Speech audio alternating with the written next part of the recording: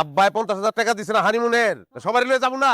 আর কি কইতাছো তুমি? হানিমুনে যায় জামাই আর বউ, পুরো পরিবার নিয়ে কেউ হানিমুনে যায়? কেউ যায় না, কিন্তু ইয়াসিন যাইবো, ইয়াসিনের পরিবার যাবে। আমার মায়ের বয়স হয়ে গেছে, আর বলতো সমুদ্রটা দেখে নাই। হ্যাঁ, আমার ভাই বিয়া করছে, ওই যে দেখো আবার মনে করছো দীর্ঘ সার সমুদ্র দেখে নাই কোনো, তোর দেখতে ইচ্ছে করে না? ওই যাইবো না বলিয়া, ওর হানিমুন করতে মনে তো করে নাই। আমার বইনের স্বামী বেকার, তুমি ভালো করে জানো। ওই যে করবো, হ্যাঁ এই সুযোগটা কাম হয়ে গেল না, এক টিকেটে 3টা হানিমুন।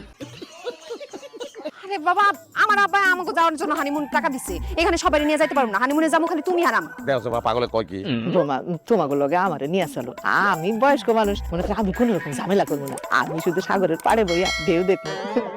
তুমি একলাই ঢেউ দেখবা, আর কারো তো ঢেউ দেখার ইচ্ছা হয় না। আমগো জীবনে কি ঢেউ আছে? ভাবি, আমগো লাগে আলাদা কোনো রুম লাগবে, তোমরা দুইজন যে রুমে থাকবা সেই রুমে আমরা দুইজন ফ্লোরিং করে শুয়ে করবো। সোনা ভাবি, তোমার হাতে ধরে পায়ে আমগো দুইজনের একটু ঢেউতে হবে। ভাবি আমগরে তোমাকে লগে লয়ে চলো, আমি তোমার একদম মন থেকে দোয়া করবো।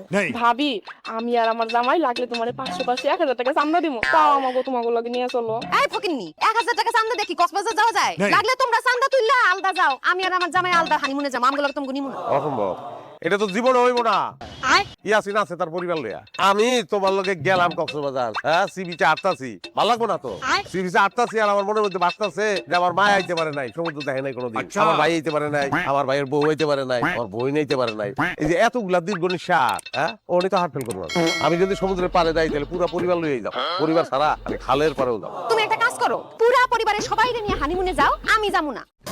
নাও ধরো, টাকা ধরো। কয়জন পাইলে হানিমুনে যাইতেছি আমরা। হানিমুন নানান ভাবে হয় বেটা, হ্যাঁ খালি কক্সবাজার গেলে হানিমুন হয় না, নানান ভাবে হইতে পারে, দেহি মানেনি।